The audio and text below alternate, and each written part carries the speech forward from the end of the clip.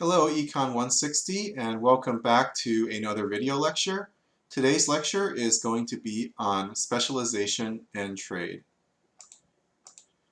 So we're going to start off with a very simple motivating observation, which is that when we look at the world around us, we can see that specialization is everywhere, right? People specialize in their individual crafts. Some people are teachers, some are doctors, some are farmers, right? And the list goes on. And not only do people specialize, but cities and states and countries specialize too, right? So LA is known for its entertainment industry, and New York is known for its financial industry.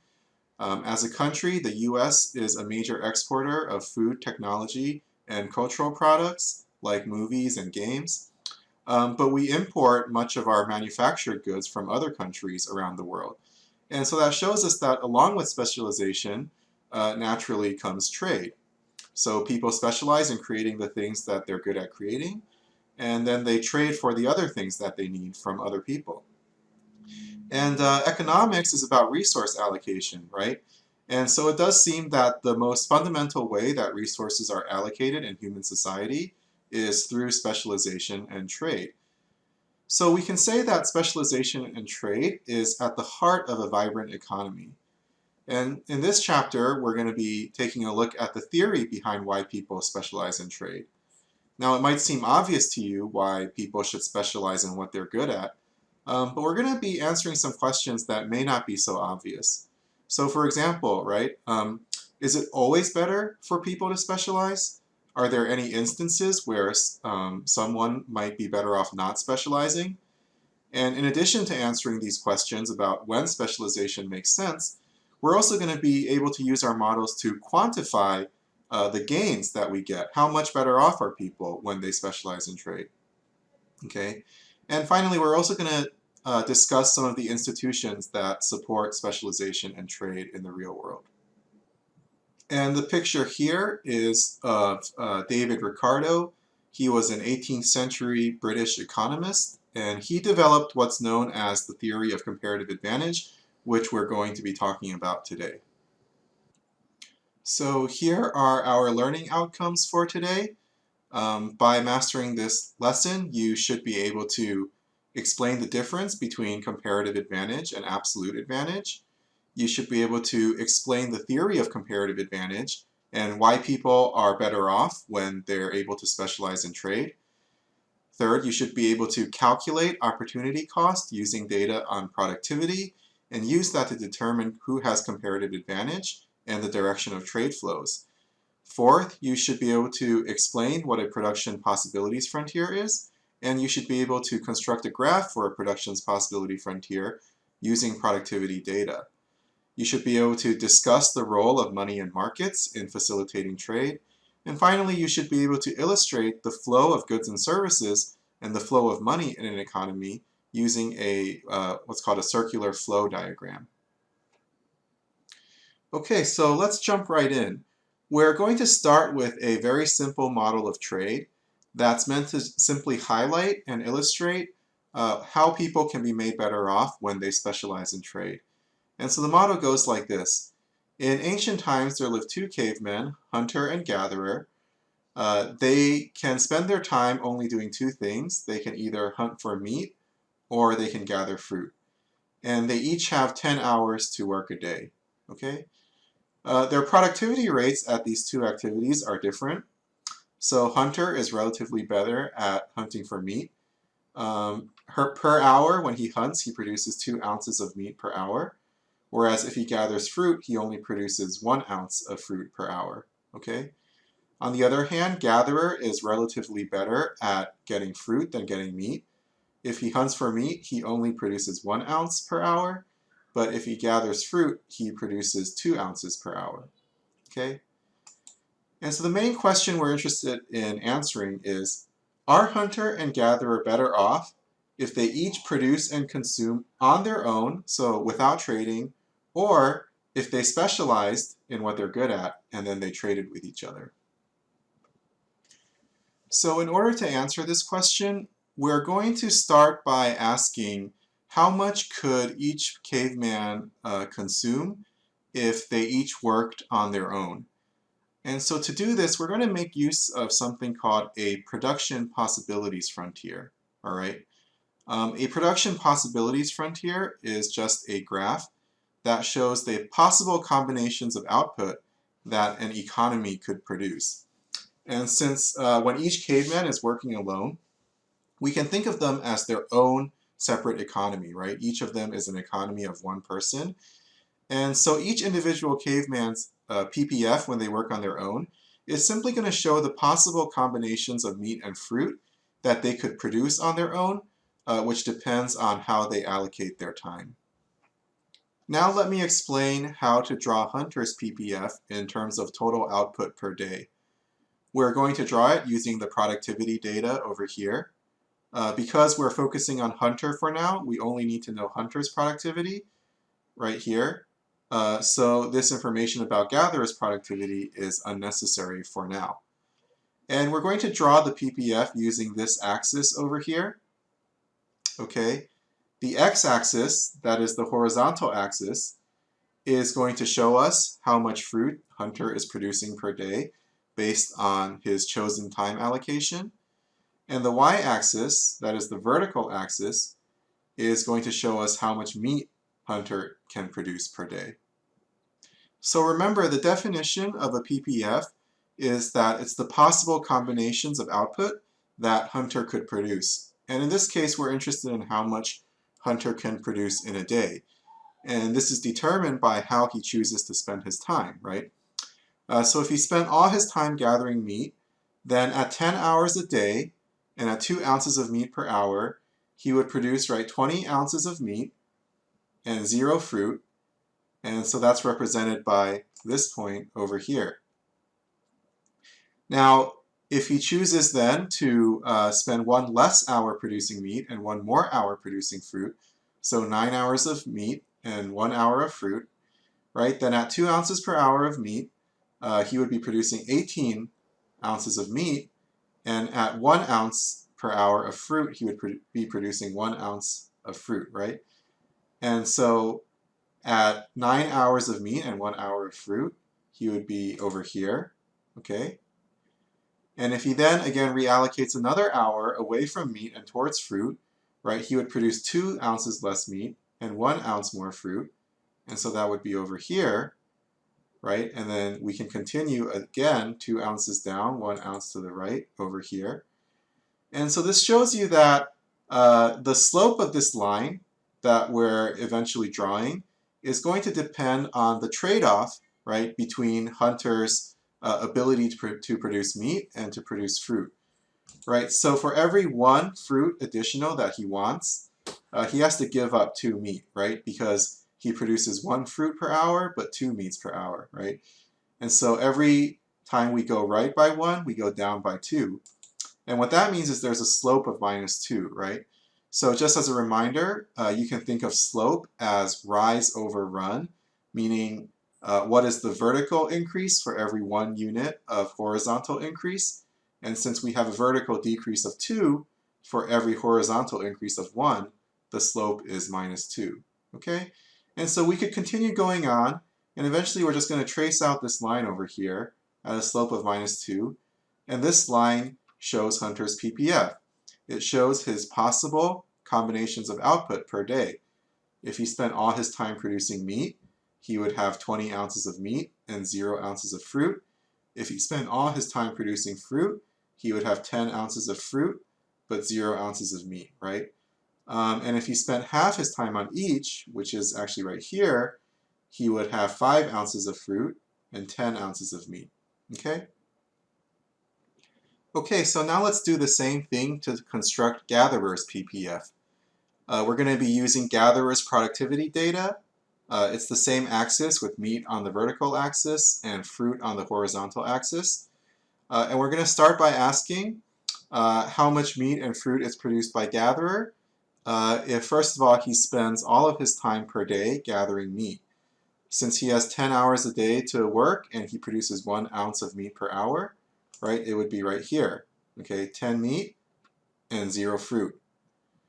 Then we're going to ask what happens if he spends 1 less hour on meat and 1 more hour on fruit. Okay, then the the amount of meat is going to go down by 1 ounce, and the amount of fruit is going to go up by 2 ounces. So we're going to be over here at 9 ounces of meat and 2 ounces of fruit. And then again, if a gatherer then spends another 1 less hour producing meat and 1 more hour producing fruit, we're going to go down by 1 and to the right by 2, right? And so 8 meat and 4 fruit. And then again, down by 1, to the right by 2, right? 7 meat, 6 fruit, okay? And so the slope of the line is going to be right by 2 and down by 1, okay? Rise over run, so it's minus 1 divided by 2, and so the slope is minus 1/2, right? And then we can just keep doing that and eventually trace out the line. And this is gatherer's PPF if he works by himself. If he spends all his time on meat, he would produce 10 ounces of meat and 0 fruit. If he spends all his time on fruit, he would produce 20 ounces of fruit and 0 meat. If he spent half his time on each, he would produce right here, that's 10 ounces of fruit and 5 ounces of meat. So it was clear from our analysis that hunter and gatherer face different trade-offs when it comes to deciding whether to hunt for meat or gather fruit. And remember, another word for trade-offs is opportunity costs. And so what this means is that hunter and gatherer have different opportunity costs for producing meat and producing fruit. In fact, we can actually quantify the opportunity costs of producing 1 ounce of meat in terms of how many ounces of fruit do you give up in order to produce 1 ounce of meat. And we can also quantify the opportunity cost of producing fruit in terms of how many ounces of meat do you give up for producing 1 ounce of fruit. Okay? And so let's go ahead and fill in this table.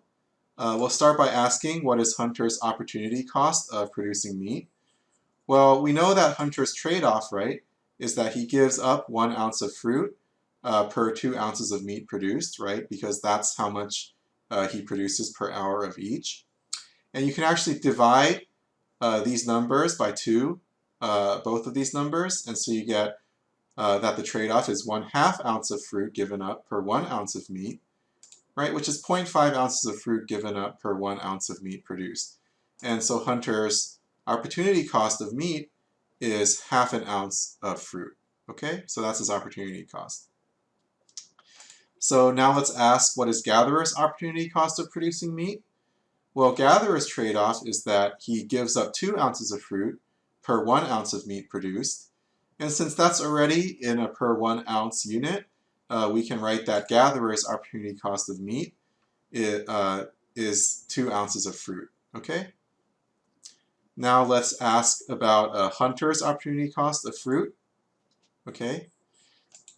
His trade-off is 2 ounces of meat given up per 1 ounce of fruit produced. That's already units in ounces of meat given up per ounce of fruit. And so hunter's opportunity cost of fruit is that he gives up 2 ounces of meat per ounce of fruit produced, right? And finally, let's ask, what is gatherer's opportunity cost of producing fruit? Okay, his trade-off is that he gives up 1 ounce of meat per 2 ounces of fruit produced. Divide both by 2. You get 1/2 ounce of meat given up per 1 ounce of fruit produced, which is 0.5 ounces of meat given up per 1 ounce of fruit, right? And so gatherer's opportunity cost of fruit is 1/2 ounce of meat per ounce of fruit.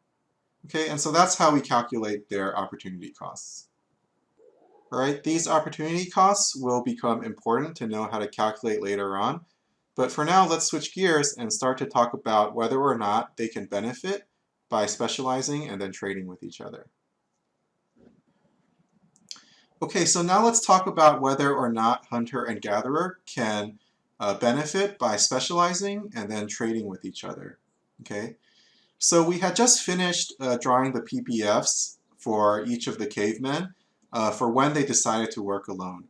So what we're going to be asking is whether we can find some kind of a trade agreement, okay, in which they actually consume more than what's possible for them to do on their own. All right. So the first step is to come up with a hypothetical trade agreement, and the second step is to look at what they're consuming under the trade agreement and comparing it to their PPFs and seeing whether what they consume would have been possible on their own. All right, does that make sense? So let's consider this trade agreement. Hunter is going to focus his entire time on hunting, right? That kind of makes sense since we already saw that he's better at hunting. Gatherer is going to focus his entire time on gathering, and then what they're going to do is they're going to split their production half and half, okay? This table illustrates the trade deal, okay? For Hunter, for meat, he is going to end up producing 20 ounces, right? Because he's going to spend his entire time producing meat. He's going to trade away 10, right? Which means that ultimately he's going to consume 10. For meat, gatherer is going to produce 0. He's going to receive 10 in trade, and so ultimately he's going to consume 10 ounces of meat as well. Now for fruit, Hunter is going to be producing 0 because he spends all his time on meat, but he's going to receive 10 ounces of fruit from gatherer, and so ultimately Hunter is going to consume 10 ounces of fruit. And for gatherer, he's producing 20 ounces of fruit, but he gives 10 ounces away, ultimately consuming 10. Okay? And so this table illustrates the trade agreement that we're going to be looking at. All right, so let's see whether or not Hunter is better off under the trade deal than he could be on his own. So I've highlighted the trade deal over here just so that we can see and be reminded what it is. And here is Hunter's PPF that we already drew, okay?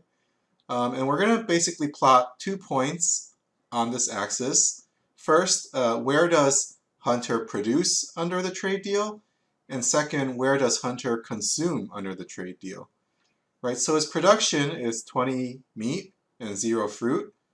So that's right here, right? That's Hunter's production, 20 ounces of meat and 0 fruit.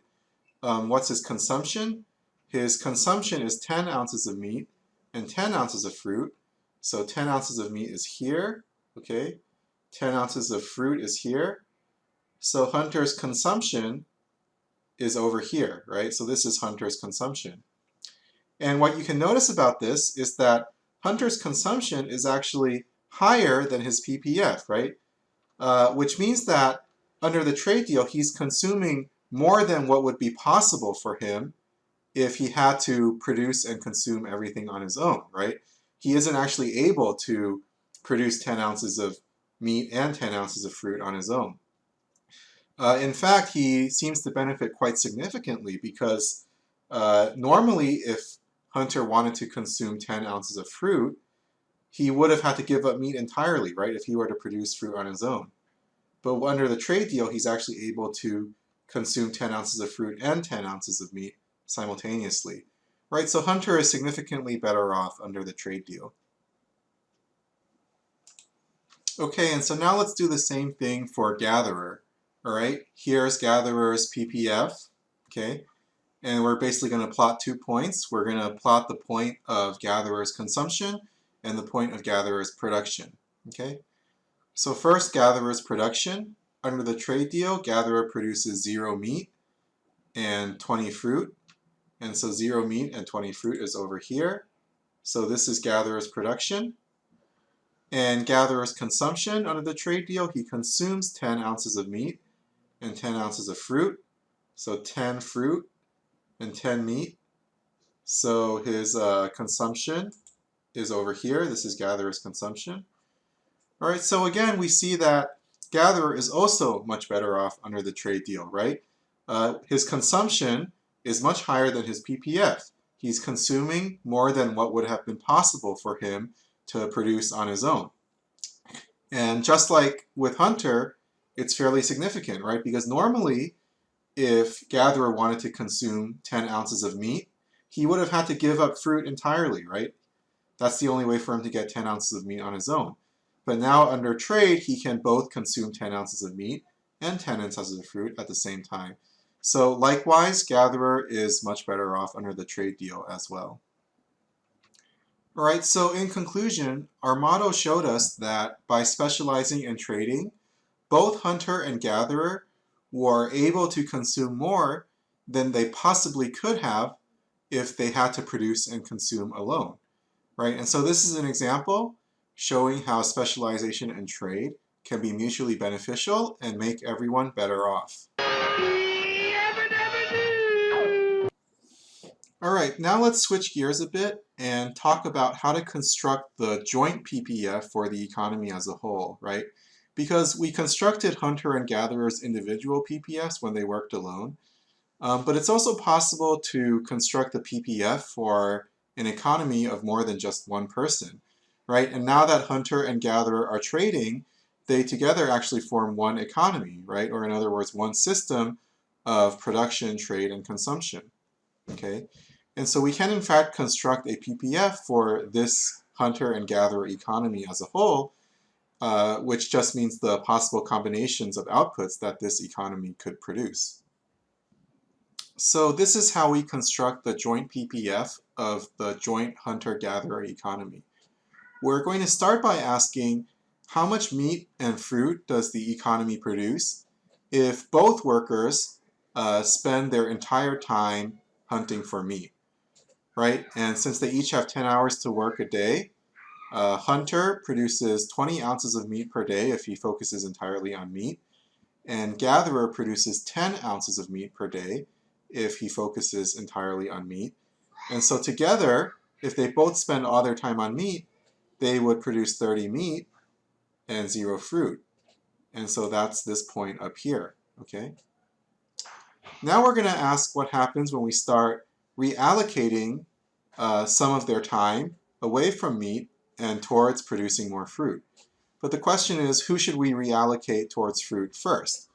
Well, the answer here is pretty obvious.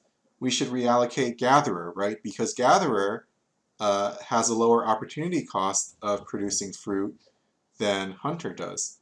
And so if we reallocate 1 hour of gatherer's time, we would produce 1 ounce less meat and 2 ounces more fruit, right? So we're going to go down by 1 and to the right by 2. And so we're going to be over here at 29 ounces of meat and 2 ounces of fruit.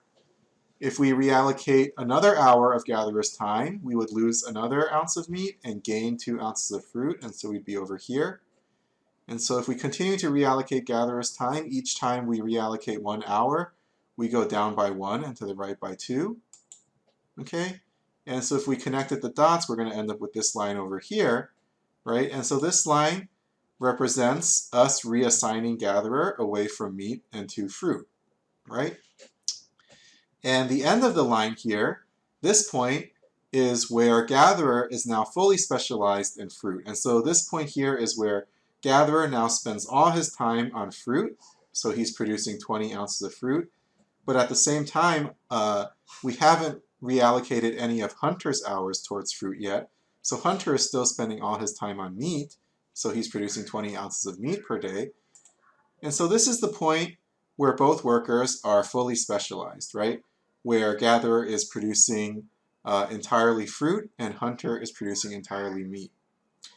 Now the economy is able to produce more fruit than this, right? If we started reassigning hunter away from meat and towards fruit, then we could get more fruit, but it's going to be less efficient, right? So if we then reassign an hour of hunter's time, we would lose 2 meat, right? Okay, so we would go down by 2, but we would get 1 ounce of fruit, right? So we would go down by 2 and right by 1, and we would be over here, right? Because hunter produces 2 meat per hour, but only 1 fruit. If we reassign another one of hunter's hours, we would go down by 2 and right by 1 again, and we'd be over here. And if we reassign another hour, we would go down by 2 again and right by 1 again and over here. And then we can connect these dots to form this line, right? And so this line represents, after the economy has become fully specialized, the only way to get more fruit is to actually start reassigning hunter from meat to fruit. And so that's this line. And so you'll notice that it's steeper because hunter has a higher opportunity cost of producing fruit than gatherer does, okay? And of course, the line ends at the point where now hunter is also fully assigned to producing fruit, and together they would produce 30 ounces of fruit if they spent all their time making fruit, okay? And so this graph here is the joint PPF of the entire hunter and gatherer economy. And so something you might have noticed is that for our PPF of the hunter-gatherer economy, the slope of the PPF started shallow and then it became steep, right? Because we started by reassigning someone who was good at making fruit, but once all of his hours were reassigned, we had to assign someone who was less good at making fruit. And because of that, we had this curved outward shape for our PPF, right? And so this graph over here shows a hypothetical PPF for maybe a real-world economy between two goods, right? And the point is just that because of specialization, PPFs in real-world economies are going to be curved outwards like this. And that's because as you start fully producing good 2, as you want to produce more and more of good 1, you start by assigning resources that are really good at producing good 1. But eventually, as you want to produce more and more of good 1, you have to start assigning resources that are less specialized for it. Okay, and you start to lose more of good 2 for each unit of good 1 you want to produce. Okay, so the point here is that PPFs in real-world economies are going to look curved like this, and they're going to be curved outwards because of specialization. Okay, so in our previous example with hunter and gatherer, it was very obvious what they were going to specialize in, right? It was even given in their names. Okay, one was hunter and one was gatherer. And they each had their relative strengths and weaknesses. So the question we're going to ask now is one of the questions we posed at the very beginning. What if someone is better at everything? Does it still benefit them to engage in specialization and trade? Or should the person who's better at everything kind of be a generalist and do things on their own? All right, so in order to answer this question, we're going to actually come up with a new model. And this time, instead of hunter and gatherer, we're going to introduce a person called Mr. Perfect. Okay, and so here are the productivity data for Mr. Perfect and gatherer. All right, so gatherer still produces 1 ounce of meat per hour and 2 ounces of fruit per hour, just like before. But Mr. Perfect is better than gatherer at everything. He produces 2 ounces of meat per hour when he hunts, but when he gathers, he actually still does better than gatherer. He produces 2.5 ounces of fruit per hour instead of 2. Okay? And so when someone is able to produce something at a lower absolute cost, meaning just a lower input cost, in this case the input is just your time, when someone can produce something at a lower absolute cost, we say that they have an absolute advantage, okay? And so here, Mr. Perfect has an absolute advantage in both meat and fruit, all right? And so our main question that we're going to ask using the model is, can Mr. Perfect still benefit from specializing and trading with gatherer, or would any kind of trade between Mr. Perfect and gatherer simply be some kind of charity from Mr. Perfect to gatherer? Okay, so that's the question we're going to be asking. Okay, so to answer that question, we are going to follow the same steps as last time. We're first going to come up with a potential trade agreement, and then we're going to be asking the question, does this trade agreement make them both better off in the sense of being able to consume more than if they had worked alone? All right, and so this is the trade agreement that we're going to be looking at. Okay, Mr. Perfect is going to focus his entire time on hunting. Gatherer is going to focus his entire time on gathering. And then Mr. Perfect is going to give 6 ounces of meat to gatherer. And then gatherer is going to give 10 ounces of fruit to Mr. Perfect. All right? And what that means is that Mr. Perfect is going to end up consuming 14 ounces of meat and 10 ounces of fruit. And gatherer is going to end up consuming 6 ounces of meat and 10 ounces of fruit.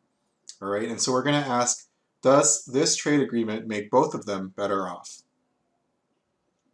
All right, so let's start by plotting Mr. Perfect's PPF if he worked alone. And then on the same axis, we're going to show his production and consumption under the trade deal.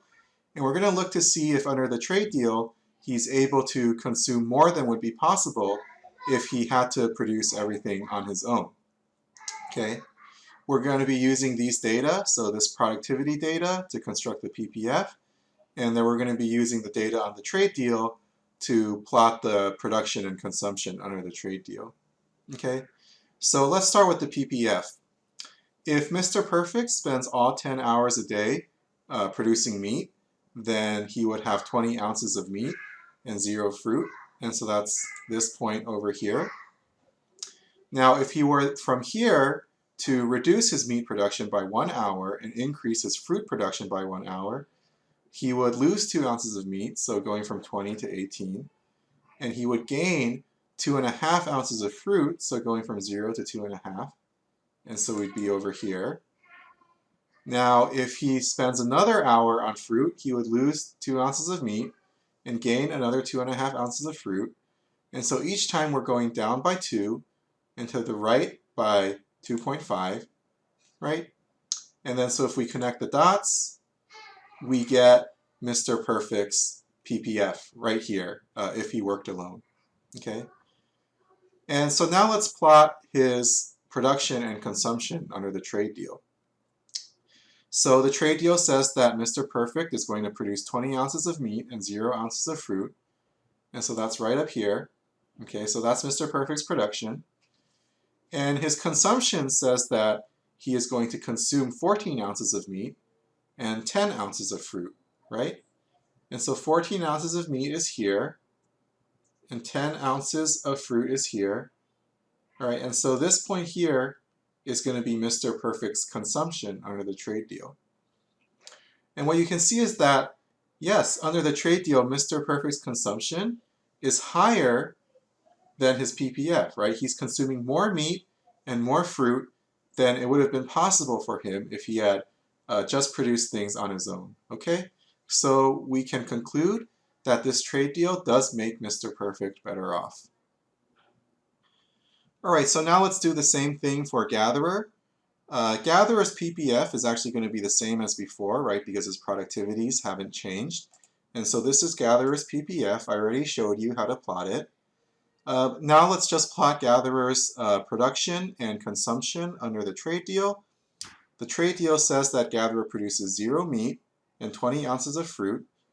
So that's over here. So this is Gatherer's production. And the trade deal says that Gatherer consumes 6 ounces of meat and 10 ounces of fruit. So 6 ounces of meat is here. 10 ounces of fruit is here. Right? And so right here is Gatherer's consumption under the trade deal.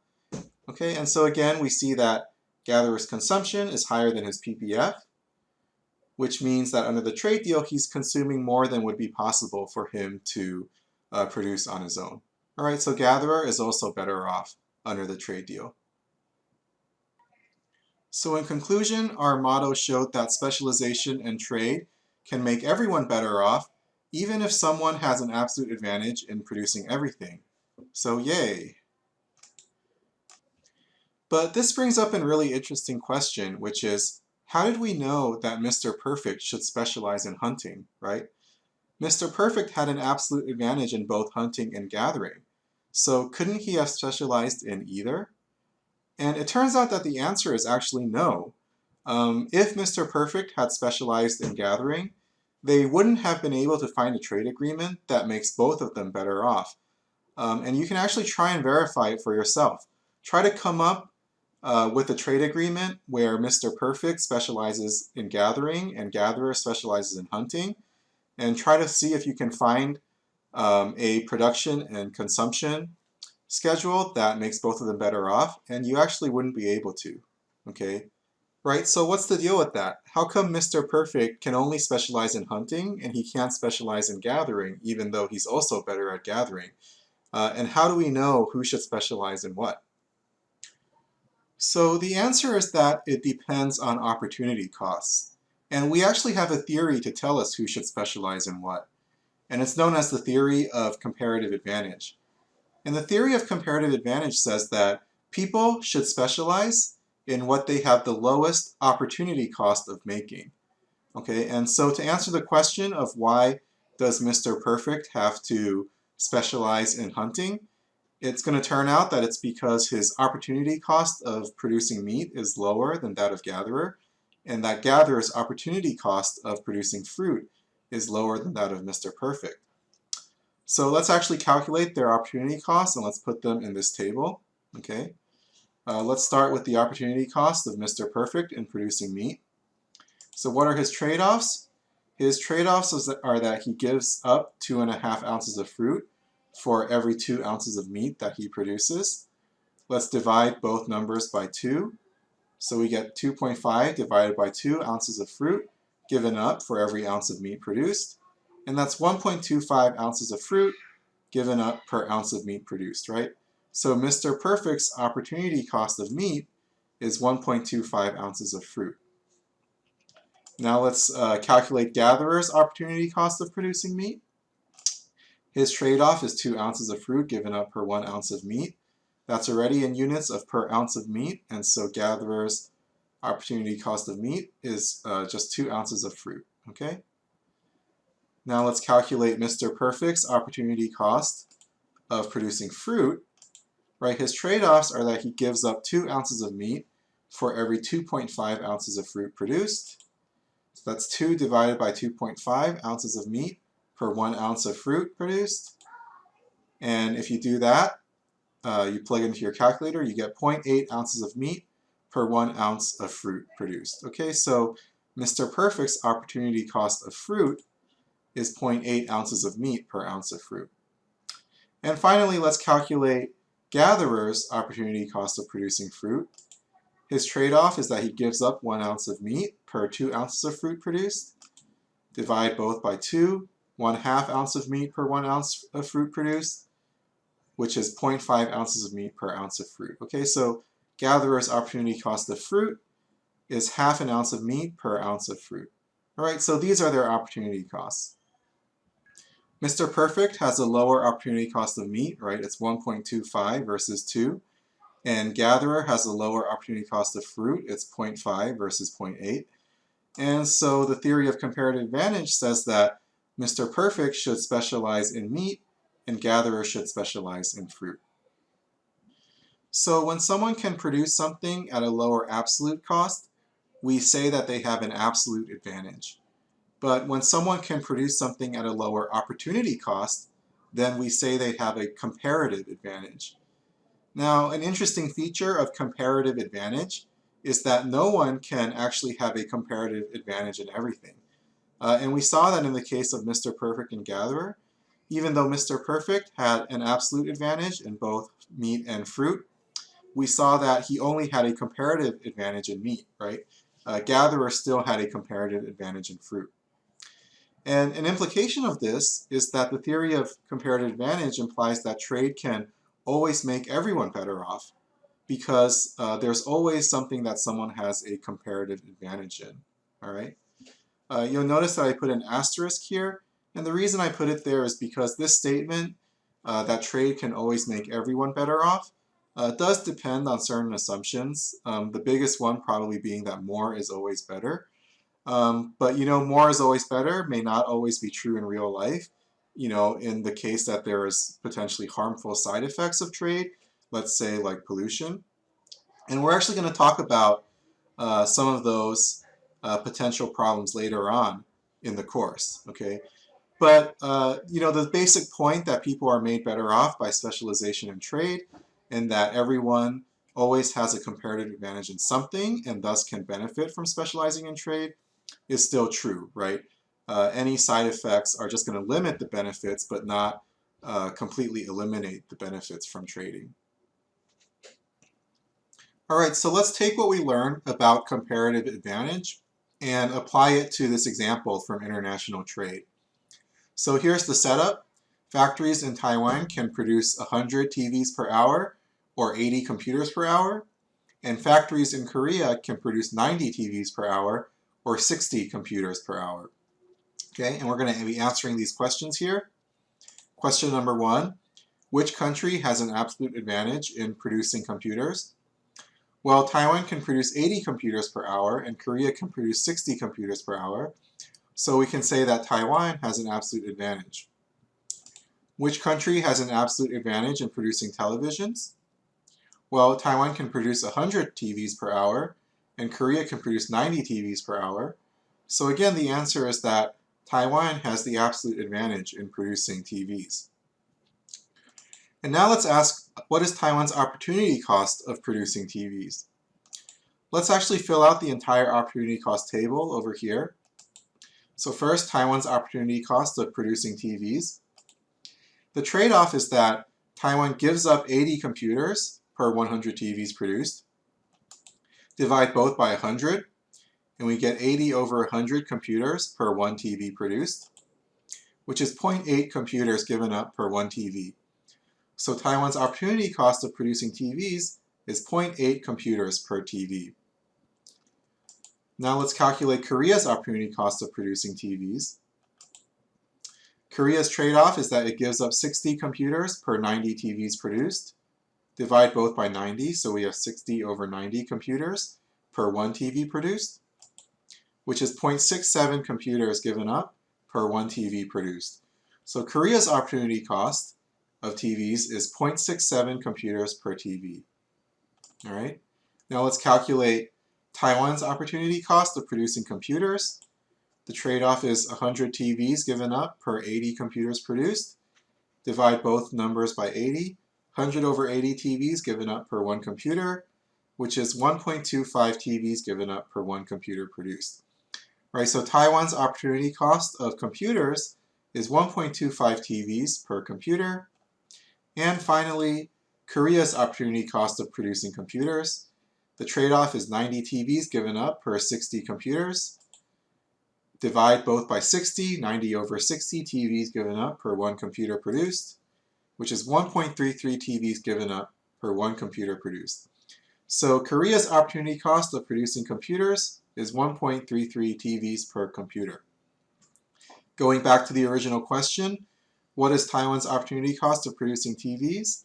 The answer is that it's 0.8 CPUs per TV, right? Next question, what is Korea's opportunity cost of producing TVs? Good thing we filled out this whole table already. It says right here, Korea's opportunity cost of producing TVs is 0.67 computers per TV. All right. So who has a comparative advantage in producing TVs? The answer is Korea because it's 0.67 instead of 0.8. Who has the comparative advantage in producing computers? It's Taiwan because it's 1.25 versus 1.33. And so how should Taiwan and Korea trade? Remember, countries should specialize in what they have a comparative advantage in. Right, so Taiwan should specialize in computers and then export computers to Korea. Korea has a comparative advantage in TVs, and so Korea should specialize in TVs and export TVs to Taiwan, okay? So I hope you're convinced by now that people can be made better off when they specialize in trade. And indeed, right, if we look at the world around us, we can see that specialization in trade is everywhere. And it wouldn't be an exaggeration to say that specialization and trade is really the heartbeat of the economy, right? Our economy, that is our system of resource allocation, is a system where people specialize in making what they're good at, and then they trade for the things that they need from other people who are making the things that they're good at, right? So one thing is that in our hunter and gatherer example, trade was really simple because there are only 2 goods and 2 people. And in this simple world, trade could just happen through the direct exchange of goods. Reality, of course, is much more complicated. There are thousands, if not millions, of different kinds of goods and services, and there are billions of people on this planet, right? And so in the real world, things are more complex, and so in order to facilitate trade in this large society with a large number of goods and services, human society has developed 2 important institutions that we often take for granted. And that's the institution of markets and the institution of money. A market is simply any place, whether physical or virtual, where people gather to trade for various goods and services, right? So Amazon.com is an example of a virtual marketplace, whereas your local grocery store or farmer's market or shopping mall, these are physical marketplaces. And money is a unit of exchange that facilitates trading between objects of various kinds. You can really think of the function of money along 2 lines. First, money lets you convert something large and indivisible into smaller units of exchange, which you can then trade for smaller things, right? Because without money, it would be really difficult for you to, say, convert your car into, let's say, a computer and 4 textbooks and maybe a semester's worth of college tuition. right? Because you can't really split the car amongst all these different sellers. But with money, it's easy, right? You sell it to someone for money, and then you use that money to buy things, other things from someone else. The other way to think of money is that it allows for you to transfer and trade goods across time, right? Let's say you want to sell your car, but you don't really need to buy anything right now. Instead of trading directly your car for something right now, you can sell your car for money, then hold on to your money, and then use that money to buy things later, right? So the second function of money is that it allows you to trade for things across time. So in order for markets to function well, a number of conditions actually have to be met, right? They don't just kind of magically appear. And in fact, much of economic study is devoted to understanding the conditions under which markets do and don't function well. And actually in this course, we're going to be exploring many of those conditions.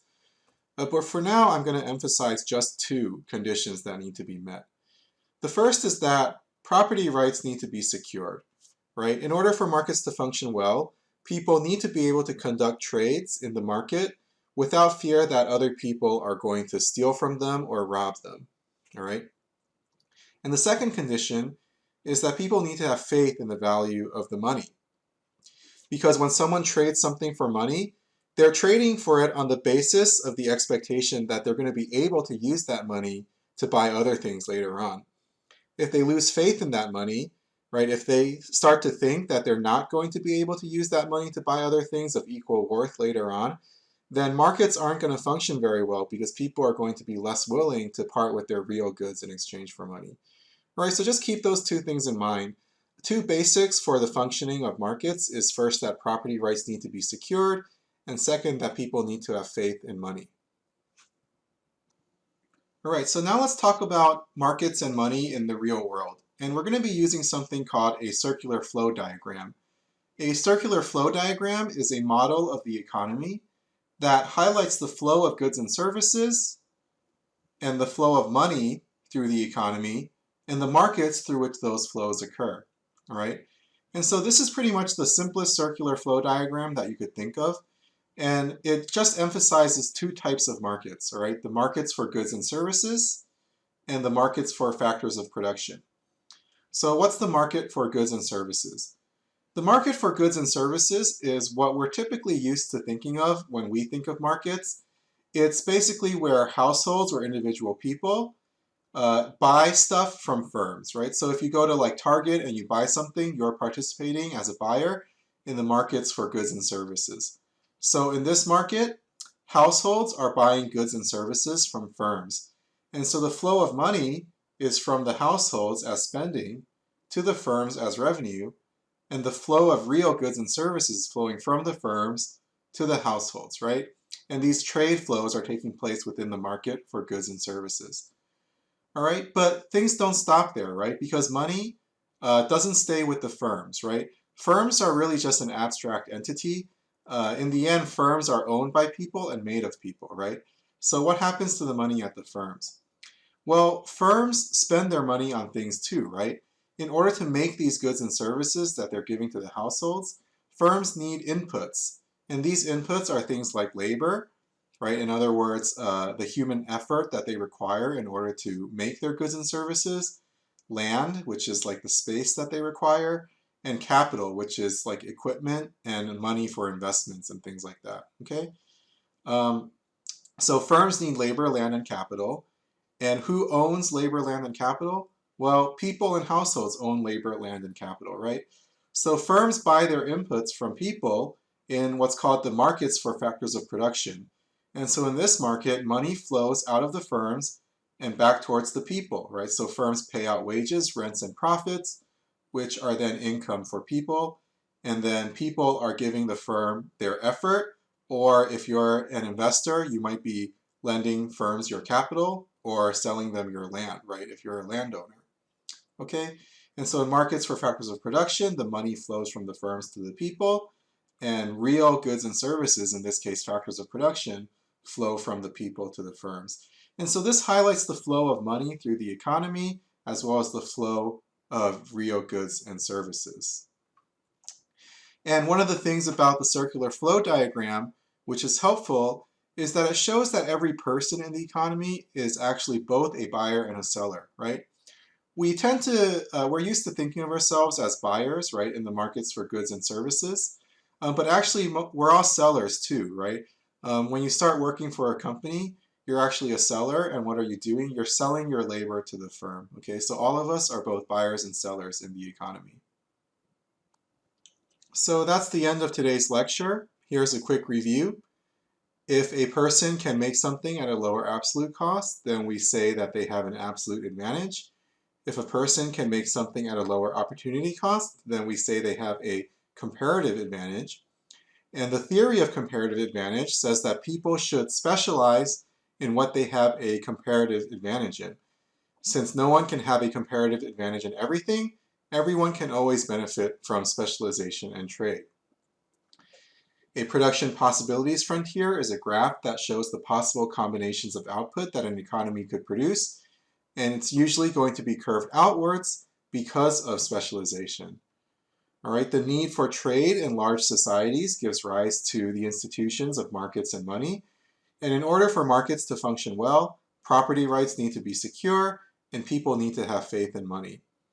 And finally, a circular flow diagram shows the flow of goods and services and the flow of money through the major markets in the economy. All right, so I hope you enjoyed today's lecture. Thank you for sticking around to the end. And next lecture, we are going to start talking about the nitty-gritty details of how markets function and how buyers and sellers interact within markets. See you next time.